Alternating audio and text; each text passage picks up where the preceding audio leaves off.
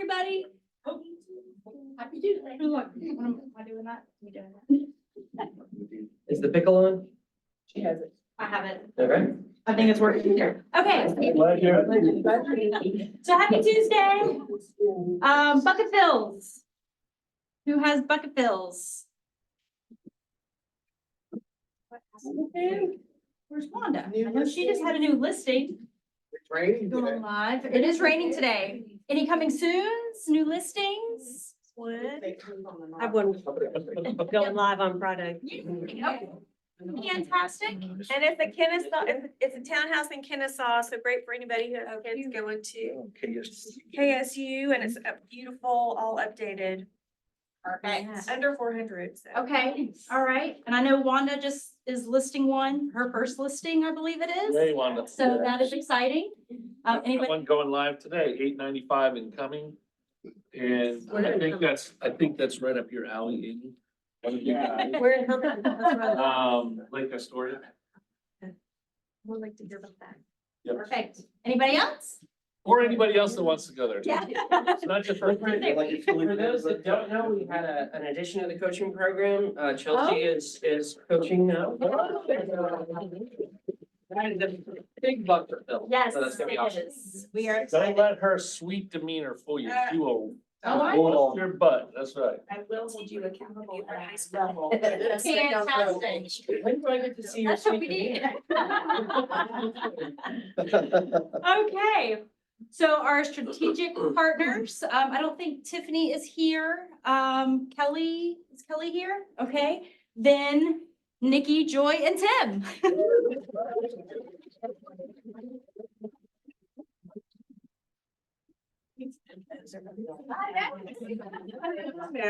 Entrance music. Hopefully it's not. That's gotta be funny. Money, but I think. Money. Right. On cue next week, I got too long. It's very slow to begin. Good morning. Good morning. Good morning. Hey, Tim Brown, for those of you that I haven't met, I think is very few at this point. The thing I wanted to talk about was something that Kay and I were actually just talking about here a few minutes ago, and she had an offer on her listing, and the person that presented the offer had a pre-qual for, what was it, 580 or 600, and your offer, your home was listed for 625. So that she asked the good question of, well, you know, who you pre-qualified with, and why don't you talk to another lender to see if you make sure that you can qualify, because I'm not sure that that price point would be beneficial. And that got me thinking that one of the things that we can do for you, even if we're not the lender on the transaction, is that if you have a listing and you want somebody to have a second application or a second credit pull, we'll do a soft credit pull on them, so there's no harm to their credit, but at least you can get some sense that they are able and qualified, because a lot of people may want to show lower qualification because they want to negotiate lower, versus some people want to show that they can qualify for double the price of the house to show how strong the offer is if it's a high desirable area. Anyway, so the idea would be that if you have a listing and you are uncomfortable with the pre-qual, or if you have a question about it, if they want to get a second pre-qual or get a second pre-qualification, let us look at the credit. We'll do it so they won't feel like it's an obligation to them, because everybody's worried about having their credit. It's like you telling them that they lost their birthday if you pull their credit again sometimes after the fact. You can't unring the bell. So anyway, I would just suggest if that's an opportunity that you need another source, you certainly reach out to one of us. We'll pre-qualify, but we'll also do it with a soft credit pull. So other than taking 5 minutes to fill out an application, that's all it's going to take, and they'll get on their way. Did you guys know we do soft credit pulls? I did. You don't count, Mom. You can't answer those questions. Well, I mean, it's fairly new. We Inside started, I don't know, 6 months ago, maybe a little longer.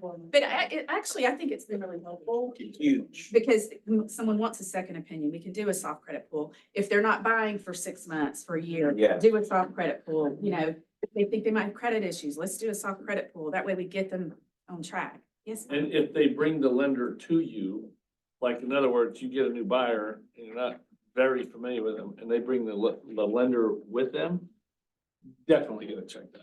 And as a listing agent, don't you think that's? I absolutely would Yes. And a lot of times, I mean, I see some listing, it's put in the listing, please, Third lender. yeah, Well, and get pre-qualified. just so that we're clear on that, just make sure you're having the conversation with your seller and Absolutely. presenting it Yeah, to the of course, seller right. as a benefit. Like As the a reason value why add. I would advise you to require this or, is basically so that we can make sure that you're not under contract with somebody that isn't qualified. It's Right. it's protecting your seller. That's what builders do. Yeah. Same thing. So think about it that way. Once you have the experience once or twice. Have you only where- done it twice? I said that real like. I mean, forgot about that. And I'm not even talking about just the selling side, I'm talking about as a buyer's agent, if they bring a lender to you and they say, here's my pre-qualification letter. Check it out, because sometimes these people have tried a whole lot of other places and finally got one that would give them a qualification letter, and it isn't necessarily always solid. Only open up, right? Yeah, I mean, it's not always a solid. And that kind of segues us into your class today. Oh, yes. Kind of, sort of. My class today is advantages of using a local lender. Hmm. There are many. There are many. Many lenders and many advantages. I've seen this same little post that's supposed to show you on social media over the past week, like, about this big online lender and the nightmares and stuff. You don't want to mention Rocket Mortgage? Yeah. Was I not supposed to say that? That's right. And I've seen this, same post about 2 or 3 times over the past week, so I thought this is actually a great day to do this, so. And you guys are having the thing at 1. Yes, the Value value square. Square. So about like 12:20, 12:30, I'll go ahead and teach it in here and I'll be out of your hair by 1. Yeah, so grab your lunch, come back. Yes. I know that was a lot. Yeah. Yeah. You get. Let's go. You guys? All right, thank you. Then, of course, we have Dan with Georgia Home and Auto, and then John Fountain with Homeward. And then our vendor partners, everyone that's here, please stand up and introduce yourself. Good morning, my name is Stephanie Peace and I'm with the Organized Check Professional Organizer. Put all your inspection eggs in one basket. Call Rob at Sure Thing Home Inspection. We'll hop right to it.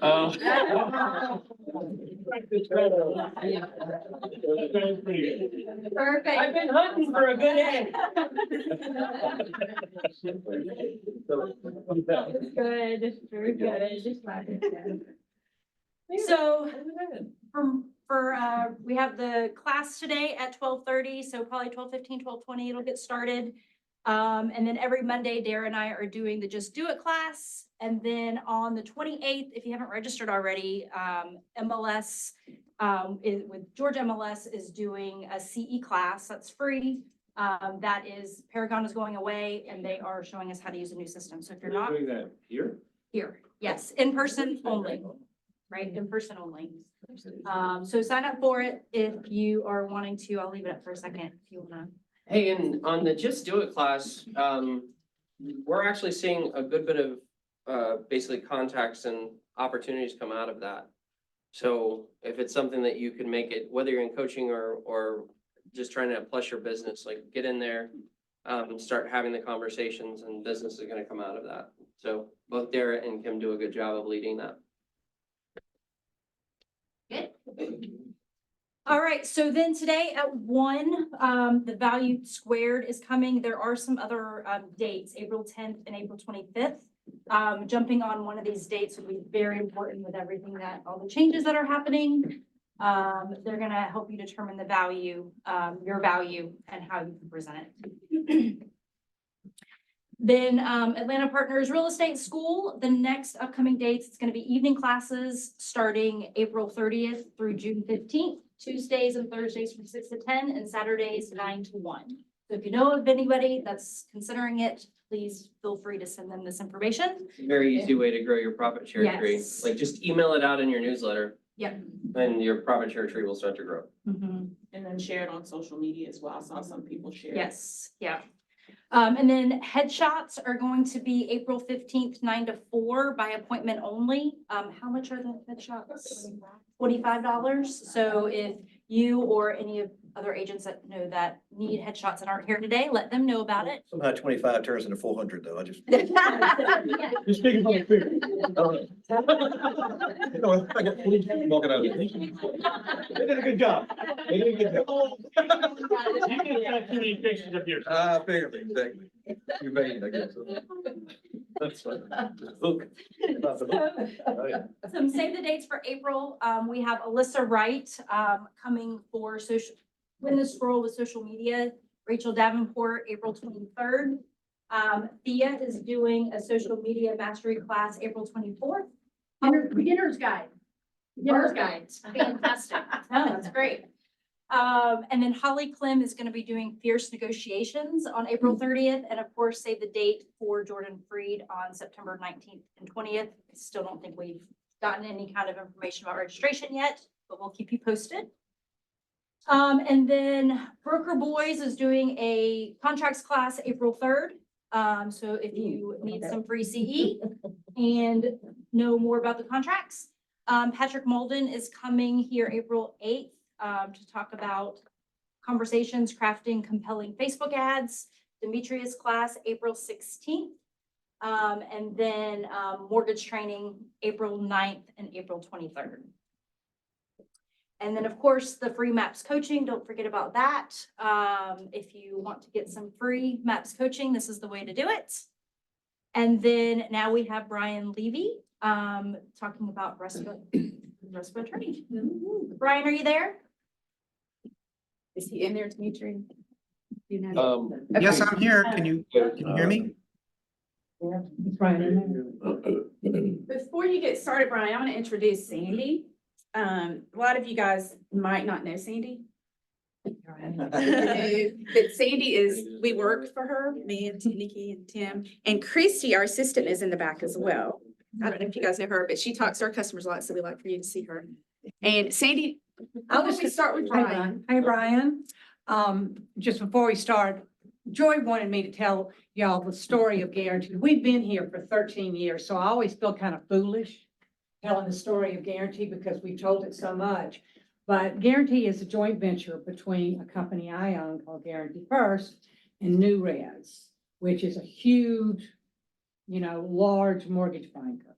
So I've been here for 26 years. And what gives us this advantage of this huge mortgage banker that's helping us with warehouse lines and, pilots with Fannie and all that. But then we behave like a small company. Because right down the street, we're originating, we're processing, we're underwriting, we're funding, and we're selling everything right down the street. So if you ever want to talk to an underwriter or whatever, just come on down. We're right around the corner. So that's our story. Now, I'm going to introduce Brian. Can you hear us, Brian?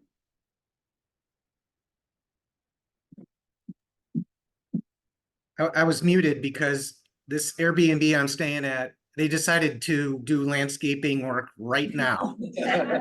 I can hear the blowers out there going wild, so hopefully that won't disturb anybody. All right, well, Brian, I'm going to introduce you. This is Keller Williams in Gwinnett, in Beaufort, right near our office. And they've come to hear everything you're going to tell them. Brian Levy has been my attorney and my go-to for 20 years. He knows everything about RESPA. He knows everything about, he's the authority on housing and mortgage banking, and he's been in mortgage banking for a long time. So he's the authority and he's great. So y'all have given him some subjects, right, Joy? Yeah, you got some subjects. So I'm gonna turn it over to Brian. Just one quick thing. I know we use the term RESPA all the time. We've got a lot of new agents in the room or some new agents in the room. What is RESPA and what does it stand for? I'm gonna let Brian go. Okay, fair enough. All right. So we're starting with RESPA 101. Is that what I'm hearing?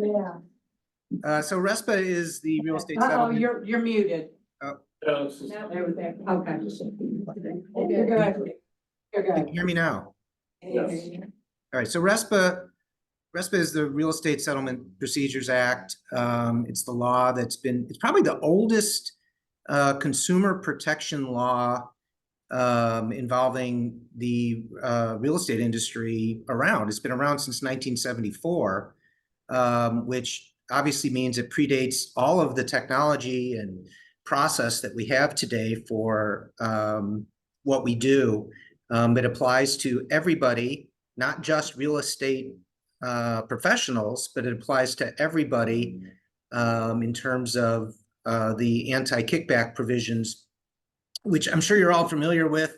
Probably have a lot of questions about how it works in different instances, but the bottom line is that you can't pay or receive a thing of value in return for the referral of settlement service business, which of course includes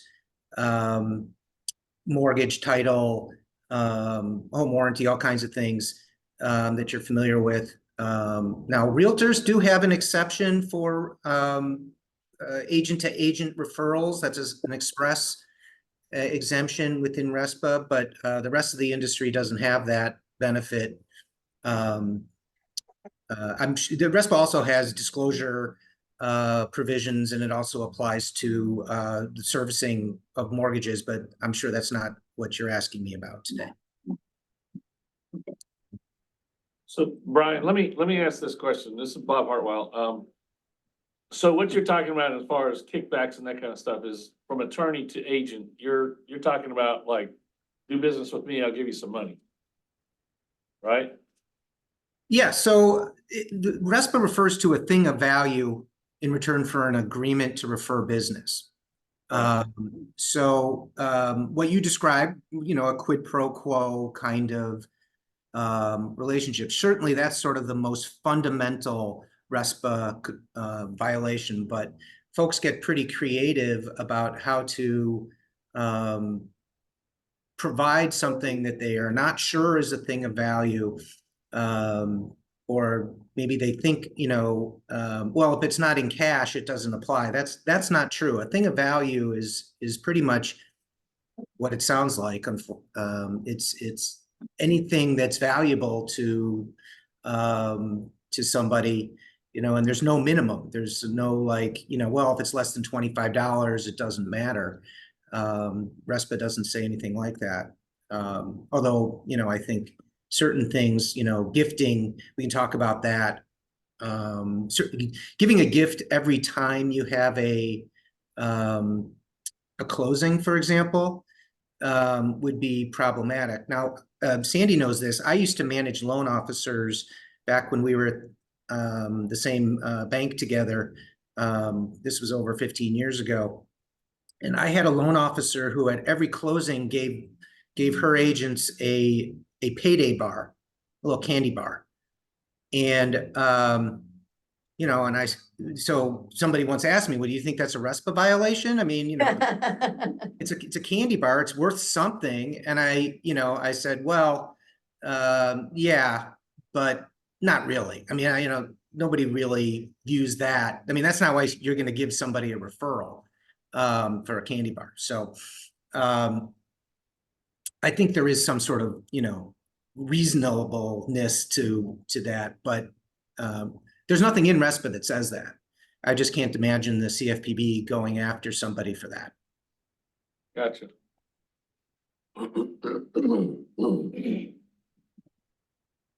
Brian, do you want to talk about an MSA now? Oh, sure. Yeah. So we I mean, listen, I think you're all familiar, or maybe have heard that Freedom Mortgage kind of got themselves in a pickle with the CFPB. You familiar with the CFPB? That's the federal regulator that regulates all of financial services. Back when the Dodd-Frank Act was passed in about 2010, 2011 timeframe, they set up this new regulator that now governs all financial services from the consumer perspective. In any event, they reached a settlement agreement, a consent order with Freedom Mortgage involving all kinds of RESPA issues that we can discuss. We can drill into the details of it. But fundamentally, what Freedom was doing was providing things of value to referral sources. Now, in this case, there was multiple real estate companies, one of whom also got in trouble, by the way, because RESPA is a two-way violation. If you give or receive a thing of value in return for referrals, you violated RESPA. And so in the past, a lot of my lender clients would complain and say, well, how come the realtors never get in trouble? We're the only ones that get in trouble. And that was kind of true. But now the CFPB is going after both the giver and the receiver. So you need to be aware of that. But back to the MSAs, one of the things that Freedom had was these marketing services agreements or advertising services agreements, which if they're structured properly can be legal, because one of the exceptions to RESPA is that you can pay for goods or services that are needed and not duplicative. So for example, a lender can pay a realtor to promote the lender, to be an advertising billboard, if you will. Now, you can't pay for an endorsement because an endorsement is a referral. So whenever you hear about somebody wanting to give you something in return for an endorsement, be concerned because that's asking you to make a referral in return for something, which again is a RESPA problem. What a marketing services agreement does, if it's structured compliantly, is pays only for services that are actually needed, and pays no more than the reasonable market value for that. And how you determine the reasonable market value is you don't look at what the value of the referrals are going to be that are going to be generated from that advertising. It's just like if you bought an ad in the newspaper, you don't the newspaper doesn't charge you based on how much business that's going to generate for you. They only charge you whatever their rack rate is for ad copy. So a marketing services agreement is similar to that. It has to be paid based on the services actually provided. In the past, I've had clients who say, well, this is how we get around RESPA. We pay for marketing services. And that makes me cringe because you aren't getting around RESPA. You are paying for actually needed services. You are salespeople, and salespeople, if the one thing that they're good at, it's telling a narrative, and the narrative needs to be based on truth. I mean, you can't tell a story that doesn't have a foundation in truth. If your story that you're telling about your marketing services agreement is this is how we get around RESPA, you're violating RESPA. But if your story is no, this is how we pay for advertising. This is how we pay for needed services. Or if you're on the receiving end, we're providing advertising, we're providing marketing, we're not doing endorsements, we're not getting paid for referrals. Then you can have a compliant marketing services agreement and a compliant narrative to go with it. Okay, so, all right, I don't want to be the only one asking questions, but that brought up a whole bunch of questions for me.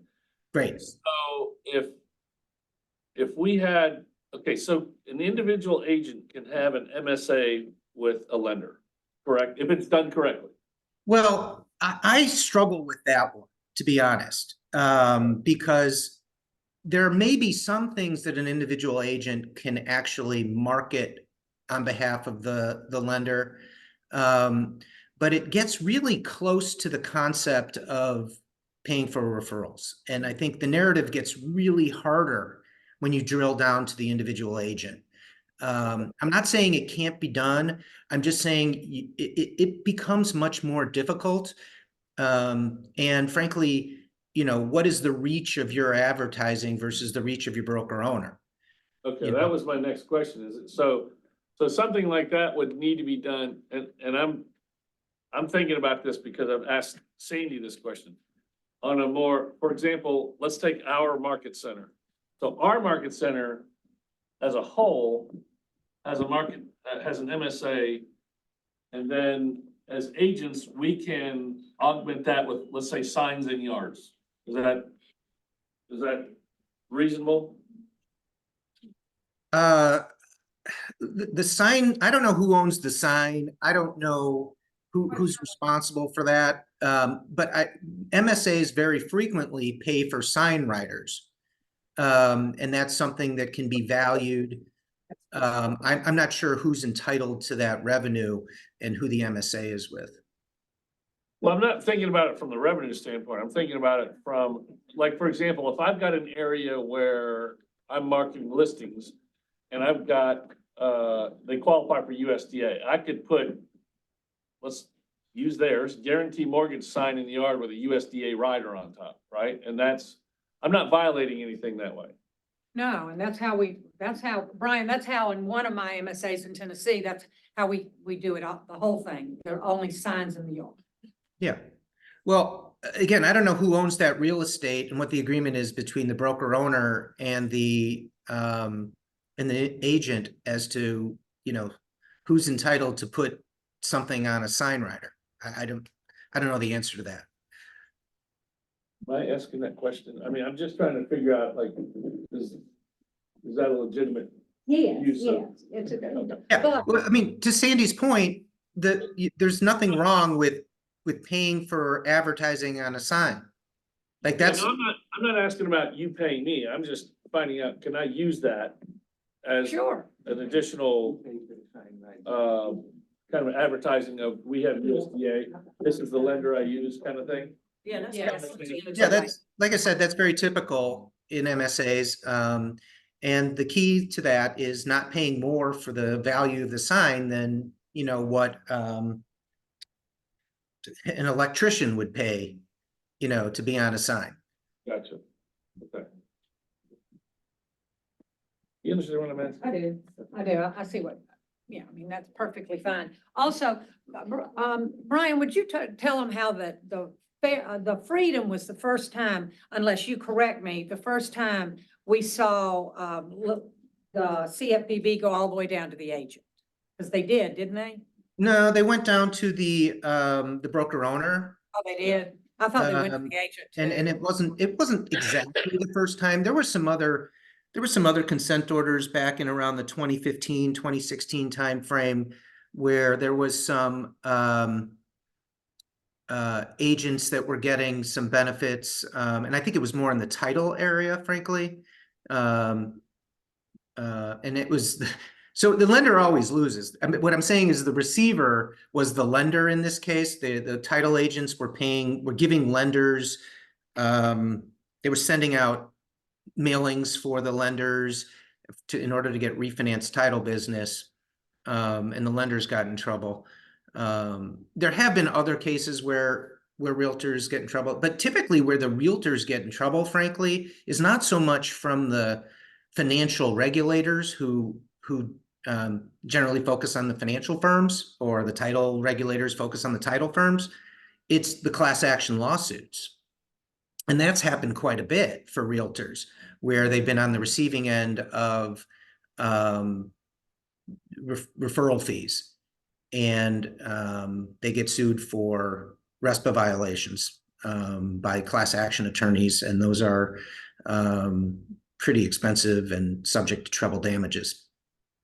So maybe just, so for people in the room, I want to say title, what he's talking about is title companies, he's talking about attorneys, closing attorneys in the state of Georgia, title companies, a lot of other places. So That's right.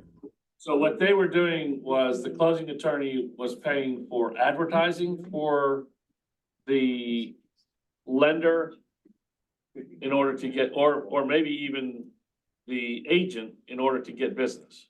Yeah, so this was just if you're getting something from somebody, and in Freedom, actually, this happened too. They were providing a service to agents that agreed to be paired up with a Freedom originator. They would give them this access to a data service that had property data, I don't know, property tax data, that kind of thing. And they were giving it to them for free, but it was something that Freedom had to pay for. So, you know, the brokers are getting something from Freedom, and Freedom's pairing them up with a loan officer, and you're getting something for what? Right. So the assumption by the regulator there is, well, the only reason you're doing that is to get referrals. All right. Okay. Let me ask you a question. Brian, the list reports, you're familiar with that service, the online, basically it's an online, ability for the lender and the agent to, be on the same flyer, co-op flyer. We are paying it, we being guaranteed. There's no obligation from the agent. I don't understand, why is that not a concern? Well, I can't speak to exactly what you guys are doing. I haven't looked at that. But I can speak to the concept of co-marketing. Yes. And so the guidance that has been out there is, again, it sort of predates the internet and the technology that we have today. But generally speaking, it's okay for a mortgage provider and a realtor to get together and market together to obtain consumers. But the costs of that marketing are supposed to be shared proportionally.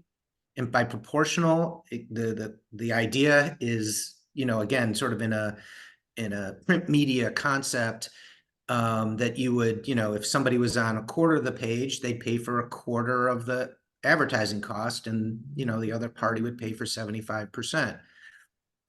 It gets a little extremely complicated, frankly, in the internet world, where you've got Zillow and Boomtown and all these kinds of things where there's sharing of advertising and sharing of leads, and how much value space are you getting on these different sites. It gets very difficult to sort of parse out, and there may be multiple lenders involved. So it is very complicated. Again, I can't speak to your specifics, but what I can say is that the concept is proportional cost sharing. That's how it's supposed to be compliant.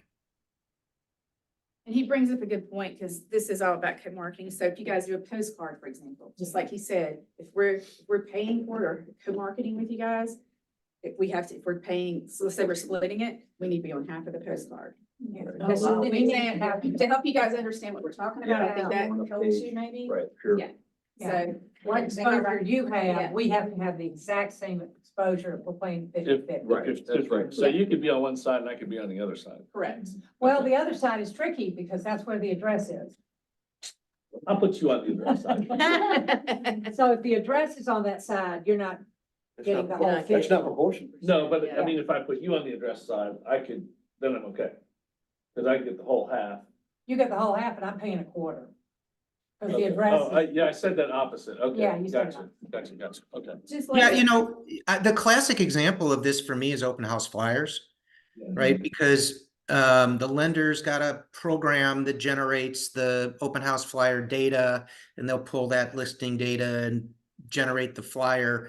And then usually the realtor will run it over to their copy machine and print it on the paper that they paid for, and the toner and all the photocopy expense. And, so there's a sharing right there. I mean, look, in some respects, this is the payday bar example.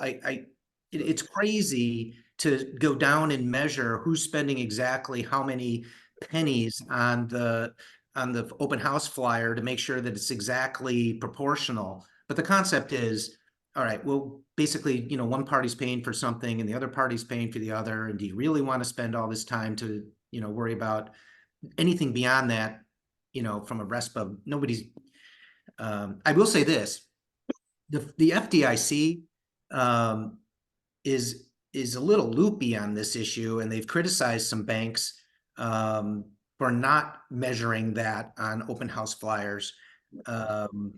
And I've been talking with the regulators about this, about just how silly it is, that they're, getting upset about a payday bar. So I don't know where that's going. The FDIC is just the only regulator, I think, that's a little crazy about it. So when you say CFPB, that includes regulators from the FDIC? No, the FDIC regulates banks. Right. And the CFPB regulates independent mortgage bankers, and also regulates banks, but only from the perspective of larger banks. I think over 10 billion in assets. the FDIC maintains compliance, oversight for the smaller banks. Okay. I wasn't thinking about the banks being lenders. I was just thinking about why would the banks be involved in it, but I got you. Yeah, they're also mortgage lenders. Some are. I have a question, that might for agents. So if you're a realtor and you have, let's say, a friend or a past client that refers you somebody and you close them, and then you give that person $100 gift card to wherever, is that a violation? No, because it's going to be. Closing gift, right? They said. Yeah, so I'm sorry, who's getting the gift? So the person, so if I'm a realtor, let's say my past client refers me their mom and I close on, their mom's house for them. And in return, I give them, the person who referred the person to me, like $100 gift card The client. yes, The or client. something like that. Past mortgages. Yes, the past client, the person who referred, not the one I closed, the person I referred. Is that a violation? Yeah, so this one is interesting because there was no agreement regarding the referral, right? Right. So I could justify that, but if you did it again for a second referral, it would be a violation. Because then there becomes an expectation, okay, I send you another deal, you send me another $100 gift certificate. Like for every referral you give me, just assume I'm gonna give you $100 every time, right? That's. Right, I was so trying to think of questions that would be relevant I've to seen you. I've seen some interesting I've seen some interesting kinds of, let me just put it this way. RESPA applies to everybody. You don't have to be a settlement service provider, okay? You can't give your barista anything of value in return for them referring a deal to you, okay? I've seen it where, loan officers try and figure out a way to give a $500 gift certificate to a massage therapist or maybe to a hairstylist. In return, they give that to the buyer. Typically, if you give a discount to a consumer, that's not a RESPA violation to the actual customer. But what I see with that example of the massage therapist or the hairstylist is what you're really doing is giving a thing of value in return to them for that referral. Because what the idea is, and they understand the hairstylist is talking to the person or the massage therapist while they're doing their services and, hey, what's going on in your life? Oh, are you thinking of moving? Oh, are you thinking of refinancing your loan? Well, I've got somebody that can help you with that. And then you've got, there's no money changing hands, but what's really going on is a scheme to violate RESPA and pay $500 every time they send you a referral. So that's pretty creative, but it's still a RESPA violation. Be pretty hard for them to find, wouldn't it, Brian? Well, so it gets yes. If somebody asked me if it's okay to do it, I would say no. But yeah, I don't know how they discover it, except there's a lot of it. But we can give our customers any amount we want, and the agent can give the customer anything they want, correct? That is correct. As long as you're giving it to the borrower, to the buyer. Because we had a Or the seller. situation, Joy and I did, was it you, where the commission was going to the customer, part of the commission, it might have been Tim's. So part of the commission was going to the customer. But subject to LO comp, right? So, we could talk about the Realtor settlement that just came out, which, I'm sure you're getting all kinds of information about that. And the whole issue of negotiability of commissions. Of course, it's the NAR's position that it's always been negotiable. But we kind of know how that's worked. I just saw on Housing Wire yesterday, a statement that said that, loan officers are now getting questions from consumers about negotiating their commissions. And, consumers aren't aware of the loan officer compensation rule, which prohibits loan officers from discounting their commission. The company can discount its costs, but they can't cut the loan officer's commission, which is anti-competitive. I think, even the loan officers in the room would agree that it's very frustrating that they don't even have the ability to do that personally. So Really, you're right. It really damages the consumer. that's right. It was a ill-advised response to the excesses of the time period before the Dodd-Frank Act, where loan officers were putting borrowers into loans, subprime loans that were paying higher commission rates. And so they just said, well, we don't want you to steer, so we're going to flatten out your commission. It won't matter what kind of loan you put them into. You can't change your commission. Yeah. Was that part of the Dodd-Frank Act? Yes. Yeah. Okay. Yeah. So It they- started in they sort of- 2011. Yeah, so they sort of started that non-competitive thing themselves. Well, yeah, right.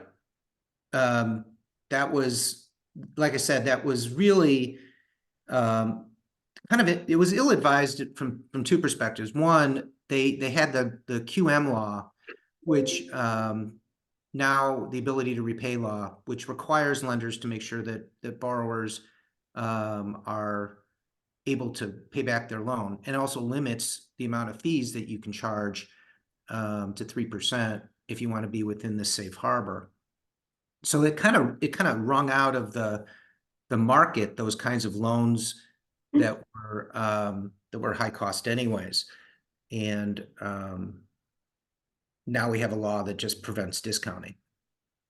That's weird. Okay, so going back one, I'm really dying to know about this. Your example was massage therapist or hairdresser or whatever, but if I've got a past client who has a Are you friend. trying to get a hairdresser gift certificate, Bob? I'm actually trying to get a massage. But if I've got a past client, they refer me to one of their friends. And I thank them, give them a, gift card to a restaurant or something, say, thank you for your referral, I really appreciate it. I'm okay if I do that, but if another person, somebody totally different, also refers me to someone else, and I give them a gift card, am I now starting to cross the line? It's a different person. If it's a different, totally different family, different people, different, I mean, I don't have any. So I love these conversations with salespeople, because there's a slippery slope that we can go down together. Because then you'll say, I know what your next question is. And your next question is, well, can I put out an advertisement that says, I will offer a gift certificate of $100 to anybody that sends me a deal? No, I know I cannot do that. I knew that was a thing. But my point is that you've got to be able to demonstrate that you don't have an agreement about this. Yes. And the one-off situation, I think you can justify. But as it starts to build momentum and it happens more frequently, you'll be known as the guy who gives $100 for referrals. So I think it becomes problematic the minute you go from the one-off to doing it a bunch of times. I guess all I'm saying is be judicious with your gifting, and keep it within the realm of reason, and also have the narrative. Okay, so I actually wrote one of my mortgage musings about this. It's kind of a law school kind of thought process around it. I won't bore you, but the idea is, well, what if the person that gave you a referral was your niece, and she's getting married? Okay, what if you gave her a really nice wedding gift? I mean, over the top nice wedding gift. You were gonna give her a wedding gift anyways. Right. So, what is the story around that gifting? And why you make, why you gave somebody that? That narrative, okay, is gonna drive the compliance question for RESPA. Okay, and the reason I'm asking that is because I do a lot of, like, I've been doing this a long time, so a lot of my business is referral. And now I'm worried about, getting referrals, huh? Be careful. What? Am I Don't say too much. I'm being recorded. So, I know I can't advertise this, but if I've got people referring business to me, now I'm worried about how do I thank them? I mean, I don't have any agreements. It's not written anywhere. It's not just it's not an understanding. Put it in a birthday card every year. Well, just keep it reasonable. That's all I would tell you. Right. Don't, like, here's my favorite narrative story. Okay. And maybe we'll close with this unless Sandy's got more. But I always tell my lender clients that you can take a realtor to lunch. Okay. And it's a RESPA violation if you do it, or it's not a RESPA violation. And it's the exact same lunch. And I'll tell you how. One is you describe the lunch as a thank you for the referral. And you say, I'm taking this person to lunch because of all the business that they sent me. Oh, and by the way, we're going out for lobster and fancy wine. Or you can take the same lunch, maybe without the lobster, and say, no, I'm taking this person to lunch to tell them about all the products and services that my company has, about the service levels that I can provide, about how we can improve our communication and make this a more seamless process for the consumer. Exact same lunch and a completely compliant RESPA narrative. Oh.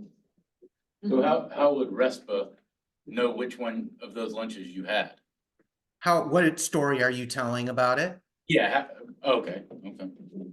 So they take your word for it. This is the narrative that you all need to internalize. Is you need to have a compliant narrative. For so many years, I've had folks in the settlement service business ask me, how do you get around RESPA? And I said, you don't. You tell a compliant narrative.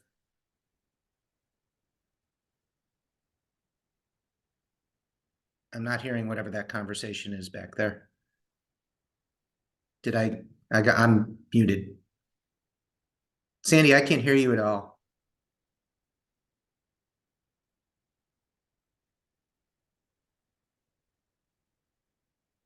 I've got no sound. All right. Bye. Thanks, everyone. Call me back if you need me, Sandy. Bye-bye.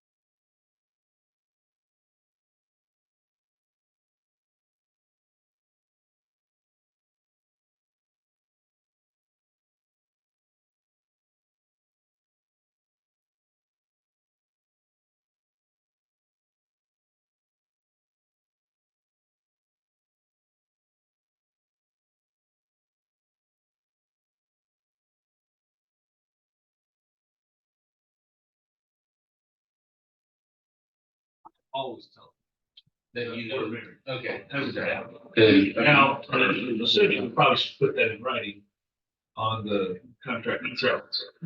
I have sometimes, and then other times I haven't. Yeah, and you've been doing this for 25 years. I know. You haven't thought about it. I know. Well, I mean. getting worried. I Where's Brian? Get him back on the phone. Yeah, let's get Brian back. So, I mean, it's, so to his question, is that transactions arm's length if I'm not related to somebody within. the Well, I mean, transaction. it puts the buyer, his I'm the transaction, listing agent. yeah, and the it buyer puts is- the seller in kind of compromise to this. Because, it's almost like they're a little kind of in cahoots. I feel like they are. Yeah. Honestly, I really do. So that's You don't want that. You need to tell them if they need to disclose it I legally. brought it up, but they kind of just brush it under the rug, and I don't want to That's say red names. flag. We Sorry. were gonna Come talk, here, we were gonna talk about realtors being mortgage bankers or mortgage And- brokers. You asked me a question about this recently, and I didn't know how to answer. Well, it was, your idea recently is different than my idea recently. No, so, being a licensed loan officer and being a licensed realtor, what does that look like? Well, like most lenders such as us, we will not touch that. We will not allow that to happen in our companies. But, it happens, it has to be disclosed. I just don't know, mortgage banking is much more sophisticated now. Real estate is really more sophisticated. Why would you want to marry those in one person? Well, is it true that there's an FHA regulation that if you They are, couldn't touch them, they couldn't touch them. right, so you can't be licensed real estate agent and licensed loan officer and touch, Well, you can be a licensed loan officer because Fannie and Freddie will allow it, right? but HUD will not, VA will not. Yeah, so you can't touch the two government. Yeah, the big government. And it's loans. not even, well, let me make this clarify for myself. If I am not a part of an FHA loan, so I'm just working with Robert as a buyer, Yeah, right? And I'm not actually a part of the process for him buying. Or I'm working with Sitlali as a borrower and I'm not helping her buy. And I'm working for a loan company. Can that loan company offer FHA? Like, could I work with her on FHA if I'm not part of the transaction or just no FHA, no oh, VA because at all? you're a mortgage license. Yeah, I'm both. Yeah, no, no, if you're not part of the transaction, then you're not gonna be named, you're just whispering in her ear. helping her. And that happens. What? Then I think you're okay, but I wanna caution y'all, because that just opens up for you individuals who wanna be mortgage bankers, a whole array of litigation and auditing and everything that's gonna come down like a big blah. You mean to be an agent in a loan officer? Mhm. Oh, it's not. Well, and, No way, Dan. so what I was, There's no way I'm doing it. No way, Dan. I know all the people are talking about. Well, here, let me. So one of the things I was thinking about when Brian was talking is this class action lawsuit with NAR is going to, it always does this. They start digging for other things. If the amount of money that the attorneys made on this deal is just simply another, it's like, wow, that worked really well. So now let's look at this other thing. And that's what I was a little worried about when I was talking about, I get referrals pretty regularly and, now how do I get a handle on that? Yeah, Because they might be looking for other things. yeah, I don't think they're gonna go down to that, it'd be too. I hope, yes. I have one more question, or I thought, I thought it would be a good idea to make sure everybody understood too, that Guaranty Mortgage has an MSA with our office. Okay, so we have a marketing service agreement with the office. And then you can also go into a marketing, either a Facebook or something like that, as well with each individual agent. As an MSA with the office, there are things that, like the marketing and stuff like that, that you do, and there's some reciprocal there to make sure that the marketing goes out within all of us here at the agents. So I wanted to make sure, because I know there's a lot of new agents here, and that thought process of understanding that MSA for you guys as being part of the Well, I'll office. just explain really quick, because I know it's kind of. Our MSA says that we have to send out 30,000 e-blasts to 30,000 of y'all's customers. So how we do that is we get your data, well, sometimes we don't. We give you a piece, it's a value piece about a program, it's not a fluff piece, with one of their names on it. And you blast it out to your, your database, and then you give us the stats. We send them to the regular. So this happens every month. So just for purposes of going a little deeper on that, I do that Yeah. and my customers love it. So it's another piece It's for a value me. add, yeah. Yeah, it's It's a value another add. piece for me that I'm able to contact. I just gave them my database from Command. I actually top producer, we just had to switch it over, but and then they put out a piece. And then when that goes out, I see it. And then when we get the stats from it, they get those. But it does You're unique. certain people, your amount of people, and they did it the same amount of their people. Well, no, they did it to my people. Okay. They sent it to And my we people. need more people. Okay. Well, that was where I was going with that. Thank you, Steve. Well, I wanted, because I know we talked about this before, I wanted to make sure everyone knew that there's value that you guys bring. Absolutely. And those pieces, right now, we're looking for a lot of value. We're trying to be that value-driven, agent. Yeah. So if there's value we can bring to it. And I also want to commend Joy and everybody for doing like a lot more Facebook and Reels and stuff Yeah. like that. So there's a lot of. Yeah, they're doing more Yeah. videos. It's Yeah. all cute. So anytime y'all want to do They're- any of that. They're a lot better than my people. So I agree, I'm Bob. glad they're doing mine. And I just wanted to let everybody know that they could come to see me and I can show you how to set it up on an email campaign because I do get the marketing piece from Guaranteed every month. And I can set it up, you can set it up on an email campaign and send it out to your database. You actually can get leads from it. You'll probably have some hand raises from it because it's providing some information and offering value to your database. So you can include it in a newsletter or you can just do an email blast. So I'm more than happy to show everyone here. And we really appreciate your support. Yeah. Amy. Have I done that? All right, can't wait to meet you. All right. Okay, so real quick, that was great mastermind around all that. So now let's get to the February awards.